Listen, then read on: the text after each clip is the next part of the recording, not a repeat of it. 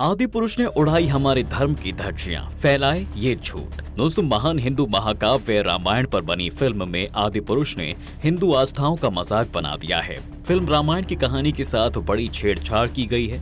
जानते हैं किस तरह से फिल्म ने बनाया है हिंदू आस्थाओं का मजाक। सबसे पहली छेड़छाड़ रामायण के किरदारों के नाम के साथ की गई है। फिल्मों में श्री राम का नाम राघव है, माता सीता का नाम जानकी, लक्ष्मण का नाम शेष तो हनुमान जी का नाम बजरंग कर दिया है।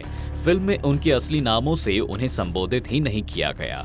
प्रभु श्री राम ही रामायण का पूरा सार हैं। उनकी छवि इतनी आदर्शवादी और कोमल है कि हर व्यक्ति उन्हें गले लगाना चाहता है। लेकिन आदि पुरुष फिल्म में प्रभु श्री राम के किरदार को गुस्सैल बना दिया है। पूरी फिल्म में उनके चेहरे पर गुस्से के भाव दिखाई दे रहे हैं। वहीं दूसरी ओर लक्ष्मण जी को रामायण में जल्दी से क्रोधित हो जाने वाला बताया गया था, लेकिन आदि पुरुष फिल्म में लक्ष्मण एकदम चुपचाप रहने वाला किरदार बना दिया है, ऐसा जैसे उनकी अपनी कोई सोच समझ ही ना हो।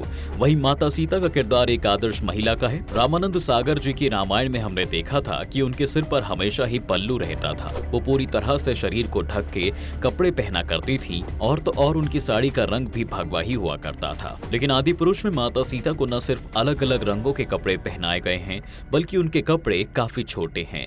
ज्यादातर दृश्यों में उनके सिर पर पल्लू है ही नहीं। हमने बचपन से श्री राम को पहले फोटोज और फिर टीवी पर आई रामायण में देखा है, जिसमें प्रभु श्री राम के चेहरे पर कभी भी दाढ़ी और मूछें नहीं देखी गई हैं। ना ही रामायण में उनके चेहरे पर दाढ़ी मूछ होने का कोई जिक्र है। लेकिन इस फिल्म में श्री राम के चेहरे पर मूछ और दाढ़ी दोनों है। श्री राम के साथ लक्ष्मण और हनुमान जी के चेहरे पर भी हमें दाढ़ी मूछें देखने को मिलती हैं। इतना ही नहीं, रावण के रूप के साथ भी बहुत बड़ी छेड़छाड़ की गई है। महापंडित महाज्ञानी रावण को सबसे पहले तो सिर्फ एक बॉलीवुड फिल्म का खलनायक बनाकर रख दिया, उसकी लंबी लंबी दाढ़ी रख दी। दोस्तों, हमने हमेशा से देखा है कि रावण के 10 सिर का एक कतार में होते हैं, लेकिन इस फिल्म में उसके 5 सिर ऊपर और 5 सिर नीचे की तरफ थे। इतना ही नहीं, रामायण के तथ्यों के साथ भी हुई है छेड़छाड़। जैसे राम के वनवास जाने के बाद भरत जी उन्हें फिर से अयोध्या ले जाने के लिए जंगल में आते हैं, और जब श्री राम वापस जाने से मना कर देते हैं तो वे उनके खंडाओं लेकर अयोध्या लौट जाते हैं। ये दृश्य भाइयों के प्रेम को दर्शाता है, लेकिन आदि पुरुष में तो ऐसा कोई सीन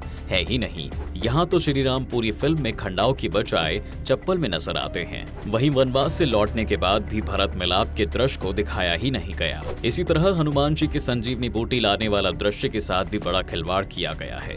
हमने पुरानी रामायण में देखा है और पढ़ा भी है कि जब हनुमान जी संजीवनी बूटी लेने गए थे तो उन्हें कहा गया था कि जो पौधा पर्वत पर चमक रहा होगा वही संजीवनी बूटी होगी। लेकिन जब हनुमान जी पर्वत पर पहुंचे तो उन्होंने देखा वहां का हर पौधा चमक रहा है। वो समझ नहीं पाए कि असली संजीवनी कौन सी है, इसलिए वो पूरा पर्वत ही उखाड़ कर ले आए थे। लेकिन आदि पुरुष में तो इस कहानी को ही बदल दिया गया। फिल्म में दिखाया गया है कि हनुमान जी को लगा कि वो हो सकता है युद्ध के दौरान किसी और को भी संजीवनी बूटी की जरूरत पड़ती रहे, इसलिए वो पूरा का पूरा पर्वत ही उखाड़ कर ले आए थे। इसी तरह हम सब जानते हैं दोस्तों कि रावण हमेशा से पुष्पक विमान का इस्तेमाल किया करता था। कहा जाता है इसे स्वयं विश्वकर्मा जी ने बनाया था। रावण मां सीता का हरण करके इसी पुष्पक विमान के द्वारा उन्हें लंका लेकर आया था। लेकिन आदि पुरुष फिल्म में रामायण अपने घिनौने चमगादड़ पर माता सीता को लेकर आया था। रावण एक शुद्ध ब्राह्मण था जो हर दिन भगवान शिव की पूजा किया करता था, लेकिन फिल्म में रामायण को खुद अपने हाथों से उस पालतू चमगादड़ को मांस खिलाते हुए दिखाया गया है।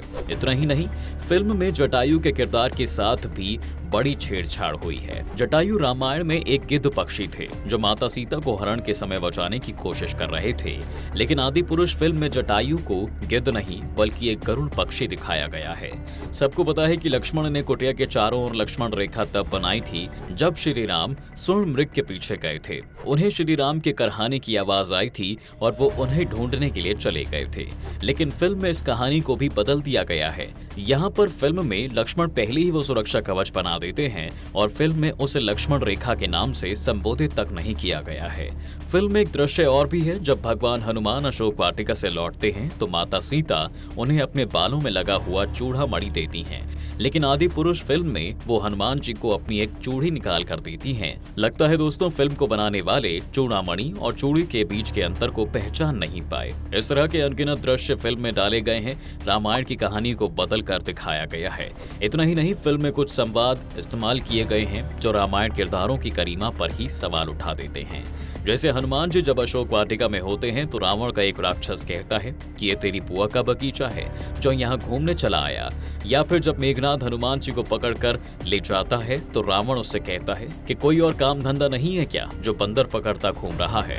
ये संवाद सुनकर लगता है कि ये त्रेता युग के लोग नहीं बल्कि आजकल कलयुग में चलने वाली आधुनिक भाषा है। इतना तो शायद अनदेखा भी कर दिया जाता, लेकिन स्वयं भगवान हनुमान से कुछ ऐसे संवाद बुलवाए गए जो बिल्कुल बर्दाश्त ही नहीं किए जा सकते थे। जब मेघनाथ हनुमान जी की पूंछ में आग लगाता है तो हनुमान जी उससे कहते हैं, कपड़ा तेरे बाप का, तेल तेरे बाप का, तो चलेगी भी तेरे बाप की।